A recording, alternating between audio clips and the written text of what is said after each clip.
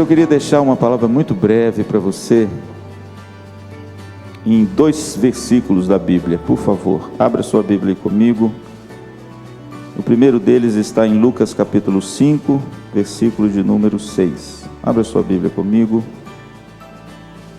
E o outro está em João capítulo 21, versículo 11. Lucas capítulo 5, versículo 6. Irmãos, Lucas capítulo 5 é o início do ministério de Jesus, chamando os seus discípulos, que à época não o conheciam, não conheciam nada do Evangelho, e Jesus então monta uma cena espetacular, que é chamada na minha Bíblia e na sua, da pesca maravilhosa.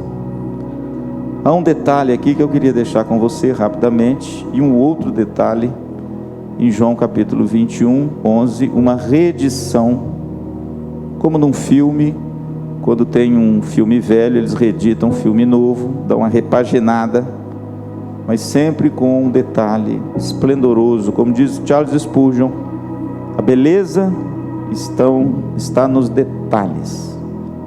E às vezes a gente perde os detalhes, porque numa leitura assim, rápida e sem você escavar um pouco, a gente não consegue enxergar as pepitas que estão no fundo. Lucas 5, versículo 6, o texto diz assim: isto fazendo, apanharam uma grande quantidade de peixes, vamos ler juntos agora? E rompiam-se-lhes as redes. Os irmãos conhecem esse texto.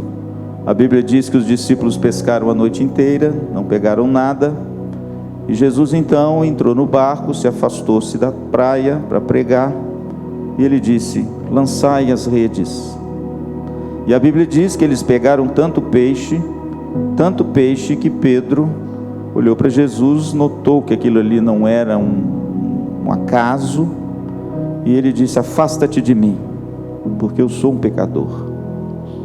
Pedro, irmãos, notou que estava diante dele mais do que um homem, estava diante dele alguém que fez um milagre extraordinário, e que ele então, através desse milagre, ele reconheceu que aquele homem diante dele era o próprio Deus. O interessante é que Jesus olha para Pedro e disse: Pedro, doravante serás pescador de homens. Mas o interessante, irmãos, é que no início do ministério de Jesus e o chamado dos seus, há um detalhe nesse texto, numa noite tão especial como essa, que eu queria deixar para você. O versículo 6 diz que eles apanharam uma grande quantidade de peixes, profissionais da pesca. A cidade, talvez Betsaida, ou talvez Cafarnaum.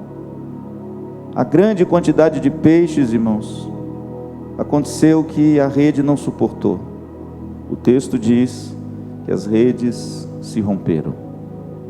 E você sabe a história e a saga de Jesus com seus discípulos durante 3 anos e meio, lutando, ensinando, exortando, admoestando, passando por cima dos erros, paciente, resoluto, sincero, amigável.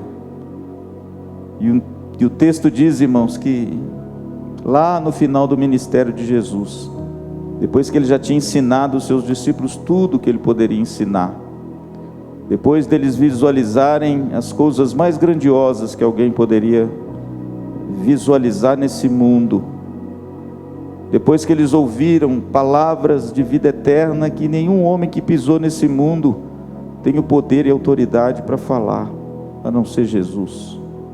Depois que eles viram milagres, e todos os milagres apontando para algo muito mais significativo do que o milagre pontual em si.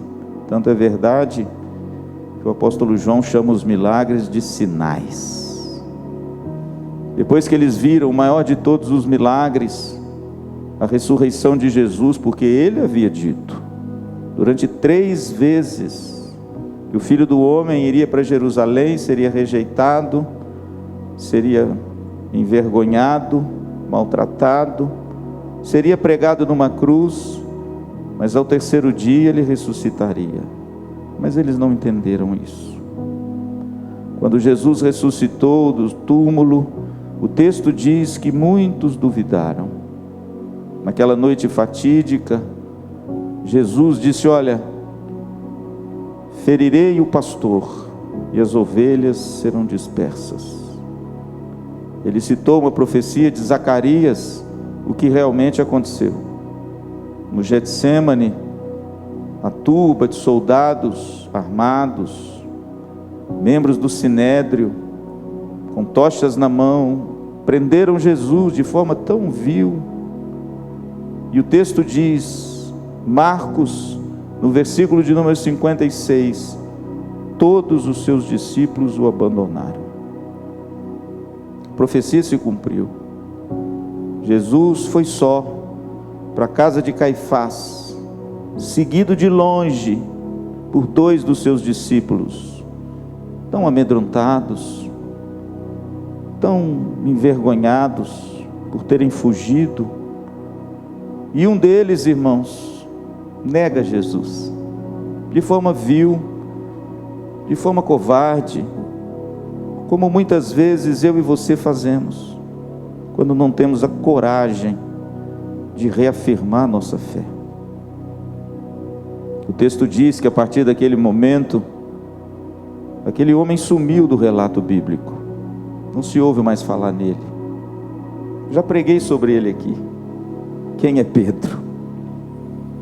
A realidade, irmãos, é que depois de todo o processo do discipulado de Jesus com seus 12, homens que transtornaram o mundo e fizeram com que o evangelho chegasse em Maringá e até os confins da terra, o texto diz, irmãos, que Jesus foi ao encontro deles. É sempre assim. A história se repete.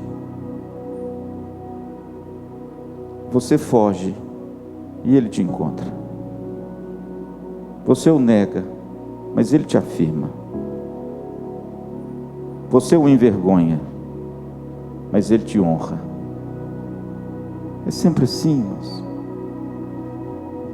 Esse Deus que te salva é o Deus que não desiste de você. Se você é do Senhor, por mais que você se sinta seduzido pelo mundo,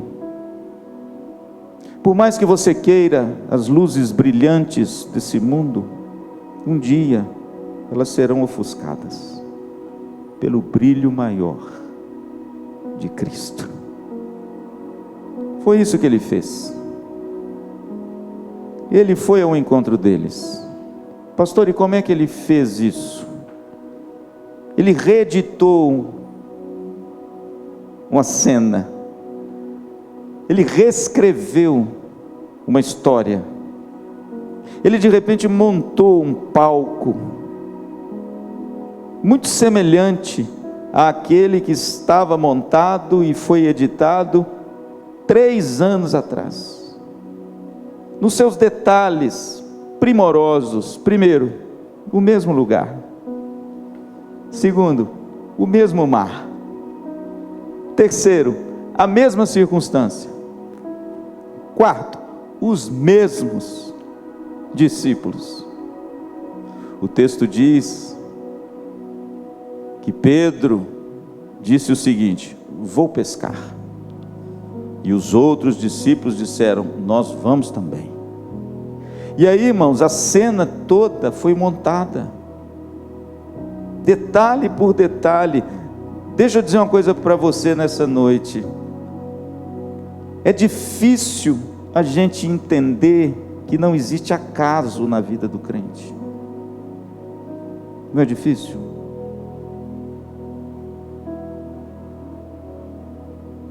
A gente sabe que não há acaso, mas a gente não consegue viver essa verdade.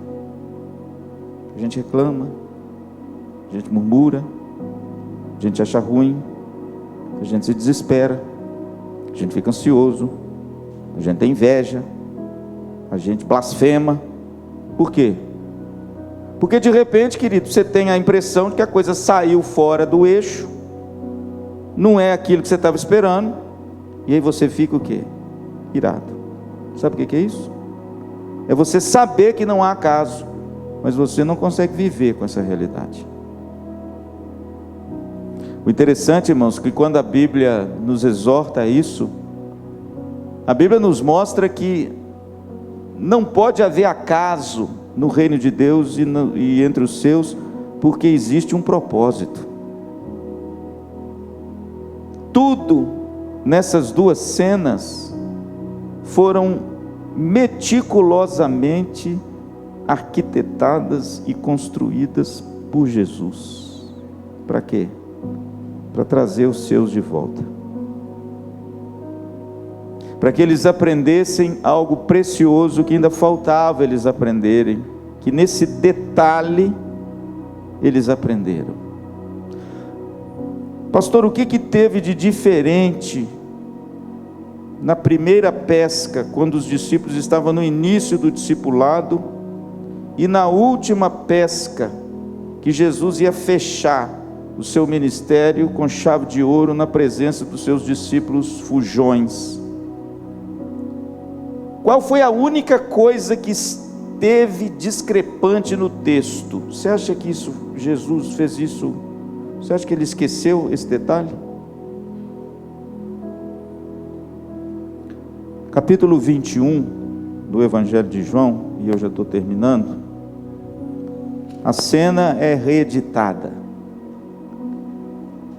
O mar é o mesmo. Os discípulos talvez não são os mesmos, porque já caminharam 3 anos com Jesus. A pesca é a mesma, a frustração é a mesma, a hora do dia é a mesma, tudo mesmo. A ordem de Jesus é a mesma. Só que lá, ele diz assim: faze-te de largo e lançai as redes. Lá, em 21 é diferente. Filhos! É diferente. Agora não eram mais estranhos. Agora eram filhos. Lançai a rede à direita do barco. Tudo igualzinho. Pescaram a noite inteira, não pegaram nada, frustrados, cansados, amargurados, com a consciência ferida. Pedro, amargurado, porque tinha negado o seu mestre. E o milagre, irmãos, é reeditado. Agora deixa eu te perguntar, deixa eu te dizer uma coisa: quantas vezes Deus vai ter que realizar um milagre na sua vida para você tomar intento? Quantas? Quantas vezes Jesus tem que reeditar a maravilha em você, para de repente você aprumar na vida? Tudo igual, irmãos. A cena montada, parecendo um diretor de Hollywood, montou a cena igualzinha. As ordens foram a mesma, os discípulos os mesmos, o milagre o mesmo, a rede cheia de peixes. Só que no versículo 11 tem uma diferença. O texto diz assim: Simão Pedro entrou no barco e arrastou a rede para a terra, cheia de 153 grandes peixes, e não obstante serem tantos, o que diz aí? A rede não se rompeu. Viu a diferença? Perceberam a diferença? Esses 153, vou dizer aquilo que muitos comentaristas dizem, era porque o número de nações conhecidas naquela época eram 153. Então o escritor, que era João, ele colocou esse número, talvez sejam 153 peixes mesmo, a gente não sabe, mas alguns dizem que ele colocou esse número para mostrar a universalidade do Evangelho para alcançar todas as nações. 153. Mas o detalhe aqui para nós, irmãos, nessa noite eu termino, é a rede. O interessante é que as redes lá em Lucas 5, no início, se romperam. aqui as mesmas redes não se romperam.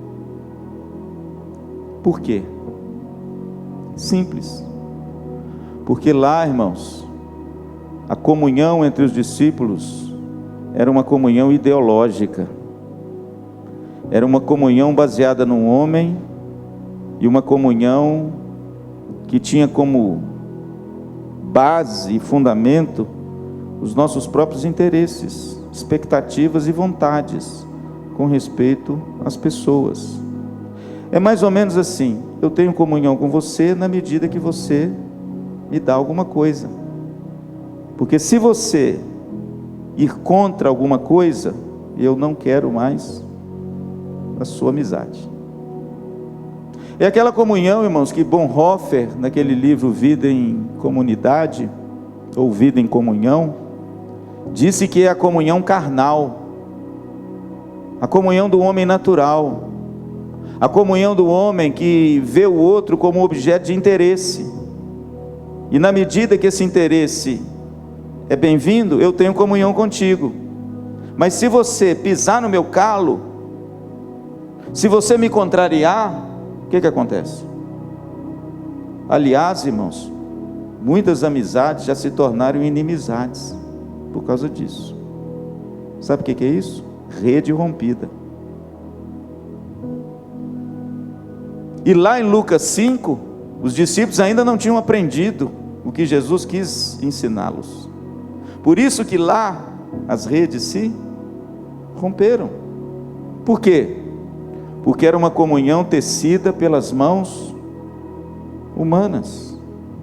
E toda comunhão tecida, guarde o que eu vou dizer isso para você nessa noite, toda comunhão tecida por mãos humanas se rompe um dia. Não é esse tipo de comunhão que Jesus quer para a sua igreja. É por isso que lá em Lucas 5, no início do ministério, as redes estavam rompidas. Mas depois de 3 anos e meio, de ensino, de milagre, de andar com Jesus, e de repente ele reeditar tudo, só um detalhe não aconteceu. O quê? As redes não se romperam. Por quê? Porque agora sim, eles compreenderam que essa comunhão não era mais ideológica, mas era uma comunhão teológica. Não era mais uma comunhão fundamentada no homem e na construção de alguma coisa que você faz, mas era uma comunhão que foi dada a você pelo precioso sangue de Jesus derramado naquela cruz. Não é uma comunhão construída com base em interesses pessoais, mas é uma comunhão que nós recebemos pronta com base no sacrifício da cruz, que foi feito por mim e por você. É por isso, querido, que lá tem esse detalhe precioso. Qual é, pastor? Não obstante serem tantos os peixes, a rede não se rompeu. Por quê, pastor? Porque agora ela estava sendo tecida por mãos competentes. Por quem? Por Cristo. Em outras palavras, irmãos, a verdadeira comunhão cristã é aquela que nós recebemos pronta. Por quê? Porque na cruz Cristo nos uniu. Existe algo muito maior do que interesses pessoais que nos une, mesmo que você me contrarie, mesmo que você não pense igual a mim, mesmo que você vá numa outra direção, mas eu posso ainda ter comunhão com você. Sabe por quê? Porque quem me deu essa comunhão com você é maior do que nós dois, e por causa dele eu posso ainda manter comunhão com você. Sabe o que é isso? Verdadeira comunhão cristã. Irmãos, eu vou dizer uma coisa, isso é um milagre. É por isso que o apóstolo Paulo em Efésios, ele ficou maravilhado quando ele diz assim: existia uma barreira de separação que era a inimigo, mas Cristo destruiu. Sabe por quê? Porque na verdadeira comunhão cristã, feita, tecida por Jesus, a inimizade não tem lugar. Tem lugar o amor, a fraternidade, a comunhão, o perdão, a compaixão, a misericórdia. E olha, você não constrói essa comunhão, ela já foi feita e consumada na cruz. A única coisa que eu tenho que fazer, e você sabe o que é? Preservá-la. Portanto, vivemos em dias difíceis. A minha palavra para você nessa noite: não permita que a sua rede seja rompida. Não permita que as circunstâncias desse mundo te afastem da verdadeira comunhão que acontece no seio da igreja. Não permita, querido, que os seus anseios, desejos, expectativas pessoais faça com que você de repente se afaste das pessoas, porque elas agora não estão suprindo as suas expectativas. Se porventura a sua comunhão é desse tipo, ela é carnal, ela é humana, ela é caída, ela não tem nada a ver com a comunhão cristã, porque a comunhão cristã olha para a cruz, recebemos pela fé, olhamos o outro como nosso irmão. O interesse agora não é nosso, o interesse é de Cristo e o interesse é do outro. Louvado seja Deus. E aí, querido, eu quero terminar dizendo o seguinte: pastor, quais são os benefícios dessa comunhão? Quais são os benefícios da verdadeira comunhão cristã que hoje o mundo muitas vezes arquiteta um conluio muito forte para quebrar isso, para nos deixar solitários, para nos deixar sozinhos, para nos deixar desprotegidos? Pastor, quando eu olho para a Bíblia e eu concluo, quais são os benefícios da verdadeira comunhão cristã, dessa rede forte, inquebrável, firme, porque ela foi tecida com o sangue do Cordeiro? E se foi Ele que teceu, ninguém vai poder romper, e lá os peixes estão seguros. Em primeiro lugar, irmãos, a verdadeira comunhão cristã é uma bênção inigualável, porque ela faz com que o solitário viva em família. O salmista diz isso no Salmo 68:6. Deus faz com que o solitário viva em família. Deixa eu te dizer uma coisa, querido: você não foi criado por Deus para ficar só. A solidão, a amargura, a solidão machuca, a solidão aguilhoa, a solidão reduz, a solidão espezinha, a solidão, irmãos, é uma chaga, porque tudo aquilo que você foi planejado para ser, você só conseguirá ser no seio da comunidade. Sozinho você não consegue. Esse é o primeiro grande benefício da comunhão. Eu, quando vim para Maringá, minha família já é muito pequena. A Tereza então nem se fala, perdeu a mãe, tem um único irmão e agora está indo para os Estados Unidos. E tem gente que ainda reclama. E de repente saímos de lá, de tudo que nos era caro, viemos para Maringá, sem problema. Sabe por quê?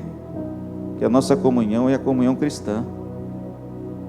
Ela foi feita numa rede, que ela não se rompe. Sabe por quê? Porque outros peixes estão aqui. O cristão nunca é só, ele só é só porque quer. Você só se tornará um cristão solitário por opção, porque na igreja de Cristo há sempre lugar. Amém? Há sempre lugar.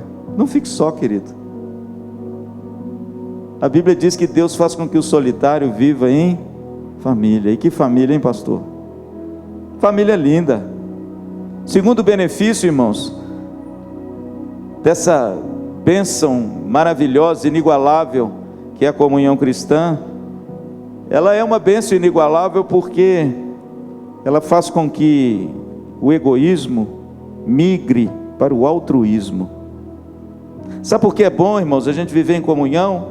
Que a gente aprende a ver o outro, a se importar com o outro, a dar atenção para o outro, e parar de dar atenção só para a gente. Porque deixa eu dizer uma coisa: o ser humano natural por natureza, é egoísta, viu? Você acha que lá na queda, quando Adão pecou, e Deus arguiu Adão, ele bateu no peito e falou: não, Senhor, sou eu mesmo o errado? Não, irmãos, o ser humano normalmente, ele é egoísta, ele só pensa em si. Ele pensa primeiro em si e depois os outros que se danem. Ele quer o bem-estar pessoal, ele quer se dar bem, ele merece ser feliz. E por causa disso, eu piso em cima de todo mundo, porque eu tenho que conquistar aquilo que de repente eu almejo nessa vida. Aí sabe o que Deus faz? Deus dá a mim e a você uma comunidade de pessoas para viver juntos. Sabe para quê? Para você ver que você não é o centro do universo, e aprender a migrar de um espírito egoísta para o espírito altruísta. Qual a diferença? O egoísmo olha para dentro, o altruísmo olha para o outro. Pastor, e onde a gente aprende isso? Na comunhão cristã, na verdadeira comunhão cristã. O crente tem que ser aquela pessoa que diz: eu me importo. A terceira razão, querido, porque a verdadeira comunhão é uma bênção inigualável, é porque ela faz com que nosso caráter seja moldado. Se nós formos deixados à mercê de nós mesmos, nós vamos cheirar mal. Se você for deixado à mercê dos seus desejos e anseios, capaz de você virar um bandido. Se nós formos deixados à mercê do sim, você vai ser um mau caráter. Se o ser humano for deixado à mercê dele fazer o que quiser, vai virar um caos. Se o ser humano não for disciplinado, não tiver alguém, não tiver um irmão, não tiver uma comunidade, não tiver um pastor, não tiver uma liderança, não tiver uma família, não tiver uma palavra de Deus para dizer assim: não é por aí, é por aqui, não é desse jeito, é desse jeito, você está errado, você não pode fazer isso. Sabe o que vai acontecer? Nós vamos crescer sendo maus caráteres. Não é à toa que lá na igreja de Tessalônica, aquela igreja admirável que o apóstolo Paulo chamou de modelo, né, meu pastor? No capítulo de número 5, no verso 14, ele fala que a igreja é uma comunidade terapêutica. Por quê? Porque lá ele diz que os insubmissos devem ser admoestados,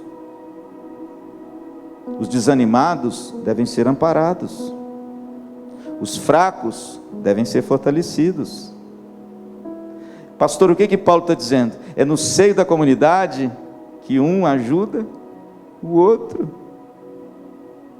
É no seio da comunidade, irmãos, que Deus vai lapidando o diamante que entrou aqui meio carvão. É no seio da comunidade, querido, que o Espírito do Senhor vai usando o irmão para melhorar a nossa vida, o nosso comportamento, o nosso caráter, a nossa conduta. É aqui, querido. É no seio da comunidade que nós temos irmãos fiéis, que quando a gente tropeça em alguma coisa, ele está lá firme para dizer: meu filho, não faça isso. Sexta-feira nós tivemos uma reunião aqui da liderança. Minto, sábado, né, pastor? Mas antes da reunião da liderança, o pastor Luciano foi fazer uma visita com a Tereza. Não vou citar nomes, mas foi fazer uma visita muito agradável. E quando cheguei nessa visita, eu tive que dizer algumas palavras paternais para essa moça, mas com muito carinho, meu pastor, como se ela fosse a minha própria filha. Mas eu disse isso a ela, Patrícia, sabe por quê? Porque eu precisava dizer, porque se eu não dissesse, ela estava colocando em risco a vida dela e a vida do seu bebê. Sentamos no sofá, e como um pai ao filho, não é isso que Paulo escreveu a Tito, lá na carta dele, que a gente deve orientar os irmãos? A gente senta e fala como um pai aos seus filhos. Queridos, onde você vai encontrar isso lá fora? Onde? Sabe a única coisa que o mundo faz? O pecado. O mundo aplaude o pecado. E quanto mais você peca, mais ele gosta. Pastor, por que a verdadeira comunhão cristã ela é inigualável? Porque é aqui, querido, que o seu caráter é trabalhado. Porque é aqui que o seu diamante vai brilhar com luz fulgurante. Porque é aqui que aquilo que Jesus disse em Mateus 5,16 vai se cumprir. E assim brilha a vossa luz diante dos homens. Sabe onde que essa luz é trabalhada para ela brilhar? Aqui. Por isso, querido, a verdadeira comunhão cristã é inigualável. E por fim, ela é inigualável por causa de uma oração que Jesus fez no seu sermão mais importante e talvez o maior sermão que Jesus deu na Bíblia, que é João capítulo 13 ao capítulo 17. Jesus lava o pé, Jesus dá o exemplo, Jesus ensina os seus discípulos, Jesus fala sobre a igreja que se reuniria em torno dele, Jesus fala do Espírito Santo que desceria e estaria para sempre com eles. E no capítulo 17, Jesus levanta os olhos para o céu, estende as suas mãos e ora. A oração de Jesus tem duas partes. Primeiro, ele ora por ele. Segundo, ele ora pelos seus discípulos. E numa conclusão linda, terceiro, ele ora por você. Pai, eu não oro somente por esses, mas eu oro por aqueles que hão de crer em mim. Mas olha o que ele pede. Vamos lá, para terminar. João 17, olha que oração, versículo 20,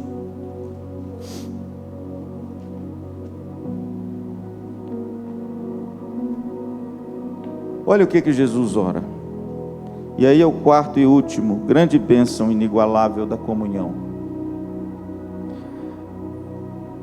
Não rogo somente por estes, capítulo 17, versículo 20, mas também por aqueles que vierem a crer em mim, por intermédio da sua palavra, a fim de que todos sejam um, e como és tu, ó Pai, em mim e eu em ti, também sejam eles em nós, para que o mundo creia que tu me enviaste. Irmãos, que responsabilidade, que oração gloriosa. A quarta e última razão, irmãos, eu encerro, pela qual a verdadeira comunhão cristã é uma bênção inigualável, é porque ela torna o testemunho da igreja eficaz diante do mundo. Sabe o que Jesus orou? Pai, que eles tenham comunhão. Que eles tenham comunhão uns com os outros, assim como eu tenho contigo. Sabe por quê, irmãos? Porque a Trindade é o fundamento e o modelo. Mas para que, Senhor, o Senhor quer que a igreja tenha comunhão? Para que o mundo creia que tu me enviaste. Sabe o que significa isso, irmãos? É na comunhão da igreja, não a comunhão ideológica, não a comunhão fundamentada em interesses pessoais, não essa comunhão que você constrói e ela se parte com tanta facilidade que o irmão que amanhã você amava, você hoje nem olha no olho. Não essa comunhão, querido, que os homens hoje constroem para construir monumentos para si, mas aquela comunhão que nos foi dada de uma vez por todas em Cristo Jesus, amém? E que eu e você temos a obrigação sublime e solene de preservá-la a qualquer custo. Por quê, pastor? Porque Jesus disse que se assim o fora, o mundo reconheceria que realmente a presença dele está na sua igreja. Agora você entende porque que Paulo ficou bravo com os coríntios? Agora você entende que quando você lê 1 Coríntios, você acha que Paulo ficou até meio fora de si? Porque ele entendia isso, que se não há, irmãos, comunhão entre os irmãos da igreja, uma comunhão cristã genuína, o nosso testemunho é um fiasco. A gente pode ter luz verde, pode ter luz roxa, pode ter um som de primeira, pode ter um terno novo, pode ter ar-condicionado, pode ter tudo o que de repente é bom para o nosso conforto. Mas irmãos, se nós não vivermos a genuína comunhão cristã, nós não temos nada.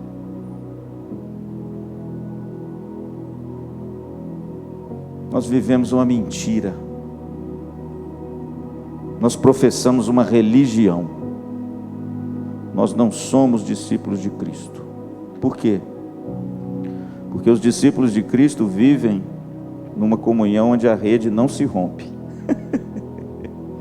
Ao contrário deles lá atrás, antes deles conhecerem a Cristo, a rede se rompeu.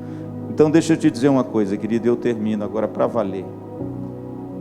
Não permita que essa rede que está sendo construída e é construída por Cristo se rompa por sua causa.